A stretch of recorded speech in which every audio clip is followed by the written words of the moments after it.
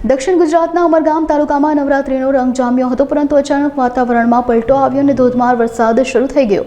વીજળીના કડાકા ભડાકા સાથે મેઘરાજાની ધમાકેદાર એન્ટ્રી થતા ખેલૈયાઓ નિરાશ થયા હતા। જોકે આ વરસાદની વચ્ચે પણ ભક્તિનો જુસ્સો ઓછો નહોતો થયો।